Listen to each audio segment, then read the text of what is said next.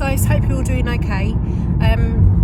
Tonight's update is going to be in two parts. So this is part one, and this is because I'm going to talk about two different topics and the video will just be too long otherwise. So I just want to confirm that the purpose of my channel is to support people who have been prescribed medication for Pppd or chronic subjective dizziness or phobic postural vertigo, whatever your doctor has named it at. I am trusting you that you have been fully examined by a doctor, you've had complete medical clearance, and you know that this is a mind-body disorder, which Pppd is, and that's what I'm here to do. I'm here to support you and show you that, because I know how scared you are about taking medication, and that's why I'm here, because there was nobody else talking about this back then, and I really needed somebody like me to encourage me and show me, actually, I didn't die, I took medication and I didn't die. So that's the purpose of my videos. Now, I am not a doctor. I have absolutely no qualifications whatsoever to be telling people what to do. Now, Don kindly made a comment on my last video, and quite rightly really. He's just concerned that I might have come across that I was telling people what to do. I'm not. What I was doing in the last video was actually reading to you what I was telling myself what to do. So the things that I said to make a note of were the things that I was writing down to tell myself. Now, you can take that and use it if you want to, but obviously I'm trusting that you can use your common sense. I am not a doctor, and you should not ever be taking advice from somebody off YouTube. It's as simple as that. But I have seen a neurologist, an ENT specialist, an audiologist. I've had pretty much every scan going. I've had a psychiatrist, a trauma specialist, and there's not a lot I don't know about this stuff, okay? But I don't know you, and I don't know your background, and I'm not qualified to tell you anything. All I'm doing is sharing my experience with you about taking medication and how it's affected me, so you can see in a positive way that this is not anything to be afraid of. And, you know, in a way, helping you to plan for when you are ready to take it, you know what to expect. And that's why I'm here. And that's it. So I wanted to just talk about symptoms, and there's a number of different symptoms that you can get with these kind of mind-body disorders, particularly Pppd. Now, if you're anything like me, I mean, I've had this for 21 months, I think. And over those months, I've had so many different symptoms, but they've drifted. So one would come up for a couple of months, and then as soon as I desensitised to that, another one would come up, something completely new.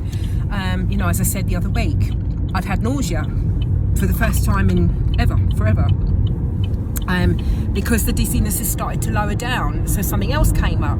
So I've written down a list, and I just want you to hear this out, because I think it will help you to know that you're not alone. If you're experiencing these things and you're thinking, oh my God, there must be something physically wrong with me, all of these things are a specific pattern, and doctors know it well. They're very familiar with the pattern related to stress. So here we go, okay? Now, hopefully this will relieve some of your anxiety if you're, you know, particularly worried about certain symptoms.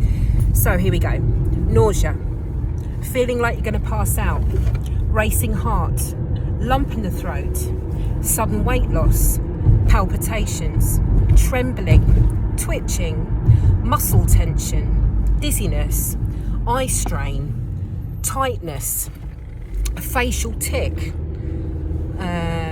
numbness, tingling, burning skin, burning tongue, swaying feeling, stabbing pains, chronic fatigue, frequent urination, you startle easily, weak limbs, bloating, chest pain, restless legs, body jolts, night sweats, head pressure, body pain, memory loss, depersonalization, ringing in the ears, lightheadedness,